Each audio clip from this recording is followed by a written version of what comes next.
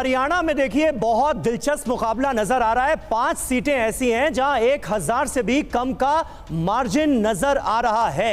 तो हरियाणा में कैसे और किसकी बनेगी सरकार, यह जानने के लिए एक बार फिर हम रुख करते हैं डेटा मुशाहे का, जिनके साथ हैं Sumera. Sumera, over to you. जी हाँ समीर, जैसा कि आपने भी कहा कि बहुत सी सीटें ऐसी हैं जहां पर अंतर बहुत कम है। ये कहा जा रहा है कि अभी बहुत से राउंड बाकी हैं, यानी कांटे की टक्कर हरियाणा में दिखाई दे रही है।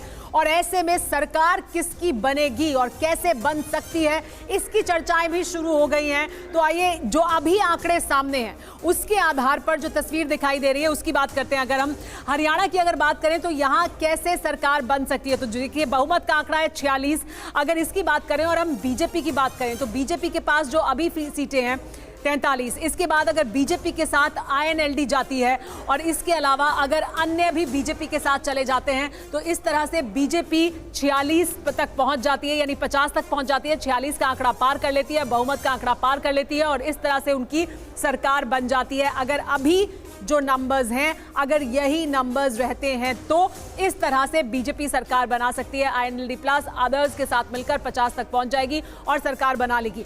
क्योंकि अब जो नंबर्स हैं इनके बारे में कहा जा रहा है कि ये तस्वीर अगर इस तरह की रहती है तो ये तस्वीर उभरेगी। लेकिन इसके बाद अगर बात करें कांग्रेस पार्टी की, अगर कांग्रेस पार्टी के जो नंबर्स अभी हैं, हालांकि अभी कहा जा रहा है कि अभी और बहुत से राउंड्स बाकी हैं, ये भी हो रहा है कि बहुत सी सीटें जहां पर अंतर बहुत कम है, तो क्या तस्वीर फाइनल उभर कर आएगी। लेकिन अगर ये तस्वीर उभरती है और कांग्रेस पार्टी को सरकार बनानी हो तो फिर कैसे सरकार बन सकती है, उसका आंकड़ा हम आपके सामने रख रहे हैं।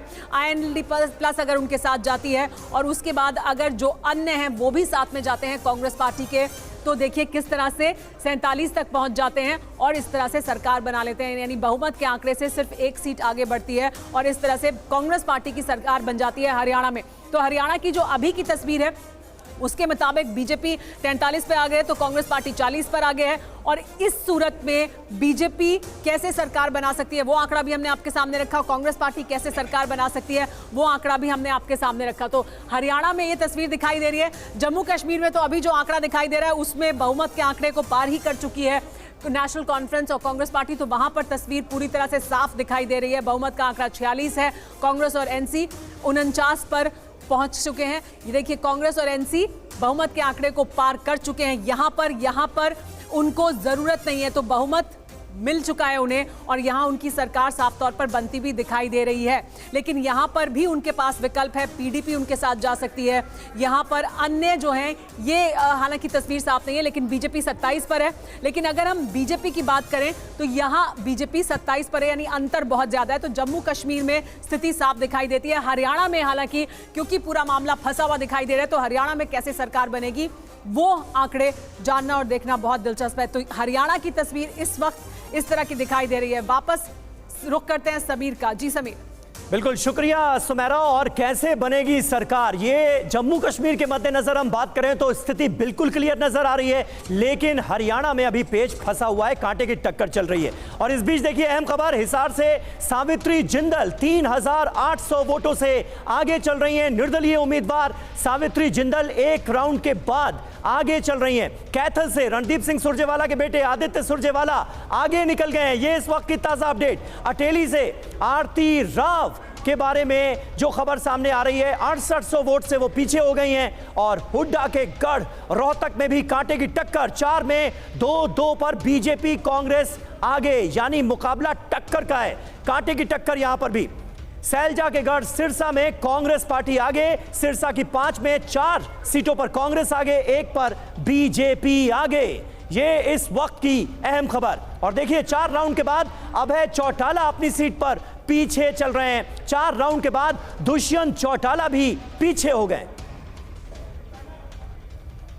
तो देखिए हरियाणा का मुकाबला जो है वो बहुत दिलचस्प होता हुआ नजर आ रहा है। 43 और 40 यानी कांटे की टक्कर, बीजेपी आगे 43 सीटों पर। ये देखिए जो जाट बाहुल्य सीट हैं उनमें क्या हो रहा है, बीजेपी 21 सीटों पर आगे, कांग्रेस 22 सीटों पर आगे। यहां पर भी कांटे की टक्कर, लेकिन कांग्रेस का पलड़ा भारी। जेजेपी दुष्यंत चौटाला की पार्टी खाता नहीं खुल रहा है। आईएनएलडी बीएसपी के साथ गठबंधन हुआ, 1 सीट पर आगे।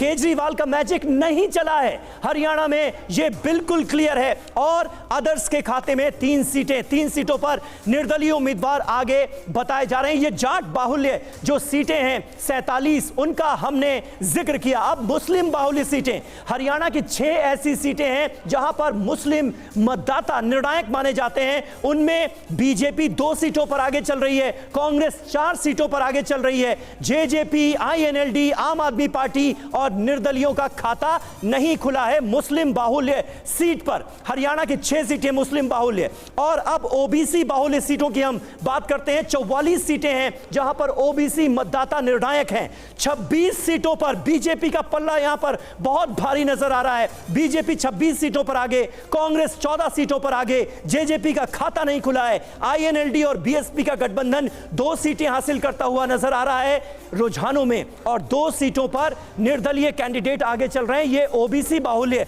सीटों का हाल है। और अब पंजाबी बाहुल्य सीटें जिनकी संख्या है 27 हरियाणा के अंदर, यहां पर भी बीजेपी का पल्ला भारी। 14 सीटें बीजेपी आगे, कांग्रेस 11 सीटों पर आगे, और जेजेपी, आईएनएलडी और आम आदमी पार्टी का खाता नहीं खुला है। निर्दलीय 2 सीटों पर आगे चल रहे हैं। तो ये है पूरी तस्वीर। और अब ग्रामीण इलाकों का हम जिक्र करने जा रहे हैं। रूरल इलाके हरियाणा के 62 सीटें हैं। 62 में से 26 सीटों पर बीजेपी आगे चल रही है। कांग्रेस पार्टी का यहां पर पलड़ा भारी। ग्रामीण इलाकों में, ग्रामीण सीटों में 32 सीटों पर आगे चल रही है कांग्रेस पार्टी। जेजेपी का खाता नहीं खुला है। आईएनएलडी 2 सीटों पर आगे, अदर्स भी 2 सीटों पर आगे। ये रूरल इलाके हैं। और अब हम शहरी इलाके की जो तस्वीर बनकर सामने आ रही है रुझानों में, वो आपके सामने रख रहे हैं। 28 हरियाणा की सीटें शहरी इलाकों में आती हैं।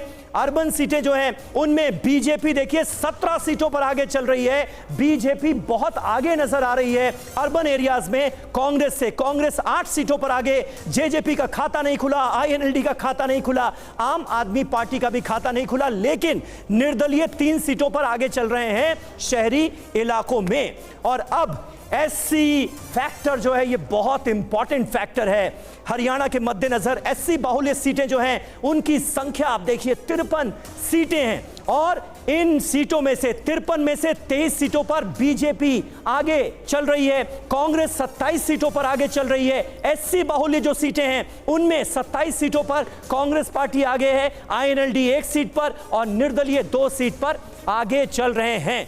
तो ये हमने आपको हरियाणा के सारे समीकरणों के मद्देनजर जो तस्वीर दिखाई है, ये बहुत हद तक सारी कहानी साफ कर देती है। और देखिए अहम खबर, 4 राउंड के बाद नायब सिंह सैनी 5000 वोट से आगे हो गए हैं। 4 राउंड के बाद अभय चौटाला पीछे चल रहे हैं और दुष्यंत चौटाला 4 राउंड के बाद पीछे हो गए हैं। तो ये अहम खबर इस वक्त आपके सामने है। और वहीं जम्मू कश्मीर से अहम खबर, कांग्रेस के पूर्व अध्यक्ष वकार अपनी सीट पर पीछे चल रहे हैं। नौशेरा से रविंदर रैना भी पीछे चल रहे हैं। जम्मू कश्मीर में बीजेपी का सबसे बड़ा चेहरा, बीजेपी के राज्य के अध्यक्ष, जम्मू कश्मीर के अध्यक्ष, वो अपनी सीट पर पीछे चल रहे हैं। किश्तवाड़ से बीजेपी आगे चल रही है, आरएसपुरा से बीजेपी आगे है।